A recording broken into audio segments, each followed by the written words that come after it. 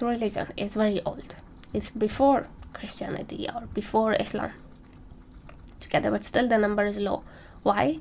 Because you need to be from the bloodline of prophets. Hello family, hope you're well. In today's episode, I will deal two topics.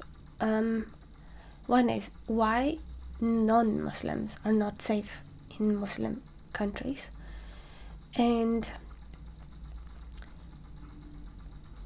when this topic is raised up, they always bring this verse. This is what the Lord of hosts say. I witness what the Amalekites did to the Israelites when they ambushed them on their way from Egypt. Now go and attack the Amalekites and devote to destruct all that belong to them. Do not spare them, but put to death men and women, children and infants, ox, sheep, camels and donkeys. Like total destruction, even infants and children. So Muslims would always say that Bible God is even more cruel than the Quran God, or it's the same, because if Bible is saying to destroy and kill everyone, then why shouldn't we? I mean, they're the same. Or why are you trying to be righteous where your book says this and all that?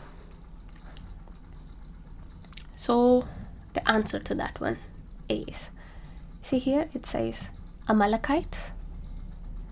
God is specifically asking you to kill certain people.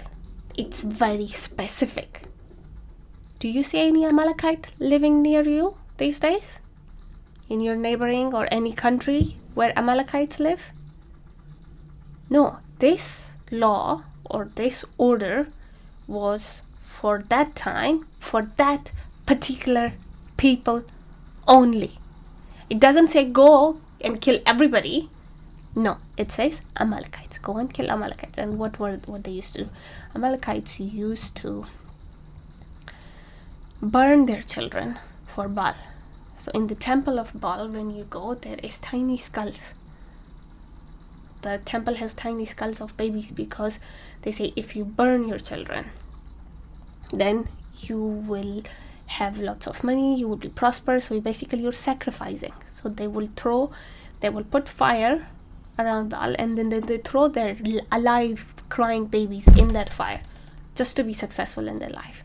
That's why some people say, like, bring abortion into it, that this is the same thing.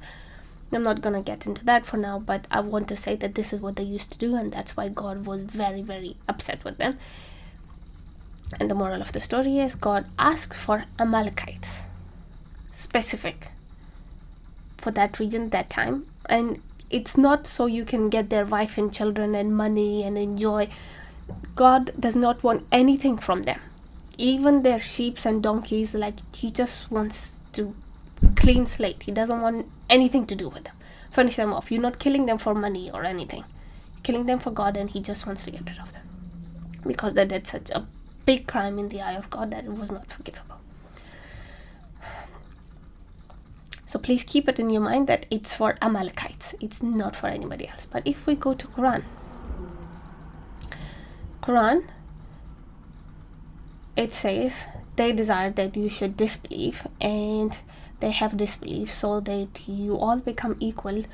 Do not take them as ally until they migrate for the cause of Allah. If they turn on you, then seize them and kill them, however you encounter them, and take none of them as your ally or supporter. So when it says disbelief, there is no clear distinction or explanation of what you mean when you disbelieve.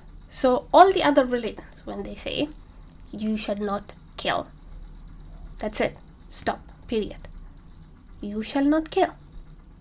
You shall not, like in Islam, it's you cannot have zina. Zina is like having sex without marriage, or raping, or all of that comes under that thing.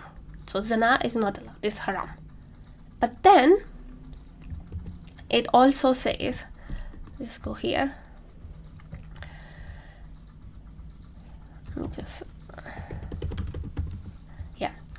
And married woman, except whom your right hand possesses. That is Allah's ordinance for you, and all the women besides those are lawful for you, so long as you seek them through your wealth, taking in modest wedlock or in license for the enjoyment. Like, woman is enjoyment. Ladies and gentlemen, have a ponder on that for a few seconds. You take them from them, give them their bridal gifts and obligation, and there will be no sin upon you to what you mutually agree upon. Anyway, so the main thing is what your right hand possesses. The right hand. What is under your possession of right hand? If you have slave women, if you have attacked someone and killed their husband and partner, and you've taken their children and wife as slaves, then it's fair game. That's why when that minister was saying that our borders, you have made our streets dangerous, she was right. If they are not just raping everyone, it's because they're scared of the law. But where they can get away with it, they will do it. And that's what Tommy Robinson has been trying to tell people for a really long time, that other religions like Hinduism, Christianity, Judaism, in that the law is for everyone. It's like, you shall not steal, you shall not kill, you shall not have sex, you shall not have more than one marriage partner. All that's like for everyone. It doesn't say like, oh, do not kill the Jews or do not kill the Christian, but everybody else's you can. But Islam, when it says disbelievers, then disbelieving becomes like, if you disbelieve, who is disbeliever? If I believe in God, am I a believer or am I not a believer?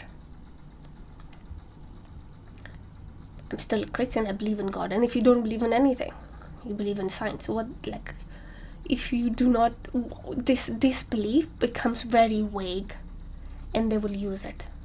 They will use it for their own term. Like in Khyber. I keep bringing Khyber because that's where it all started. When Muhammad attacked them, those were Jews.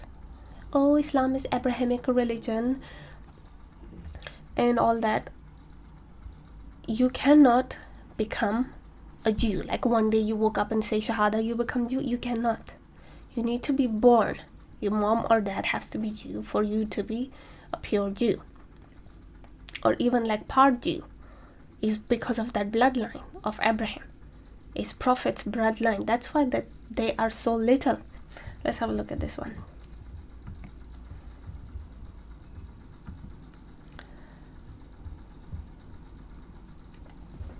Jews are 0.2%, 31.5% Christian, and 23% Muslims, and then 15% Hindus.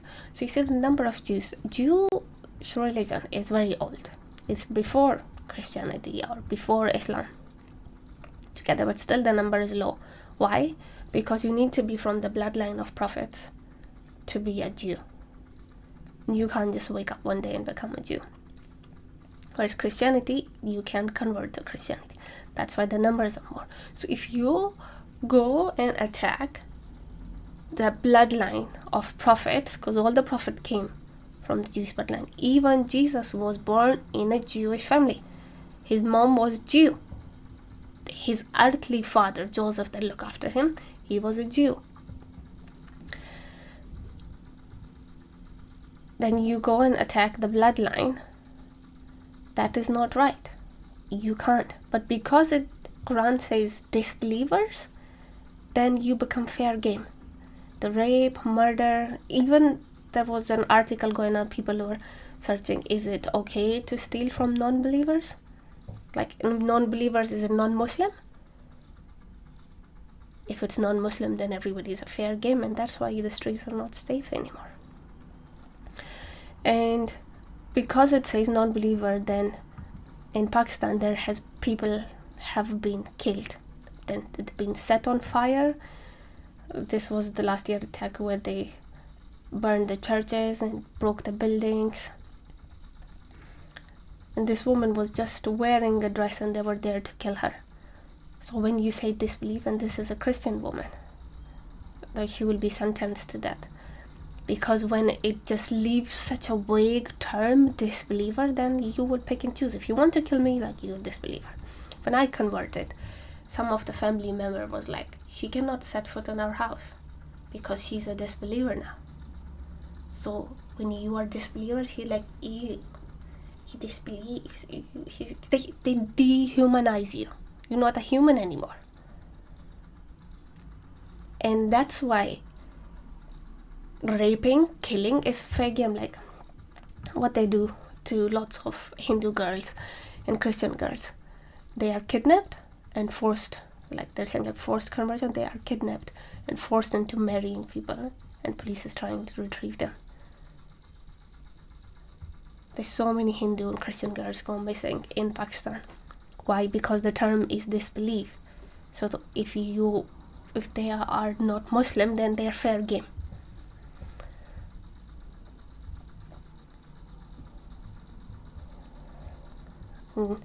If you're going for holidays, you will be fine, but if you live there,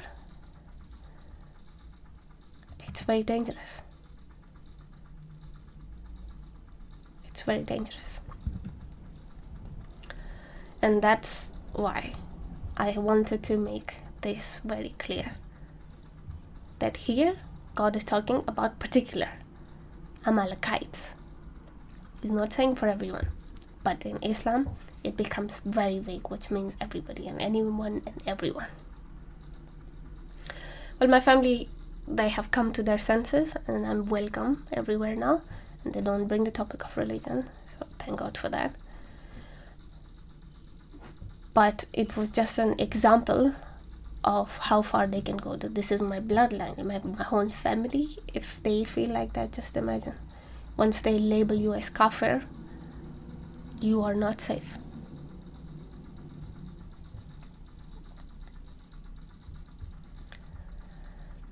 That's all for this video. I will see you in the next one.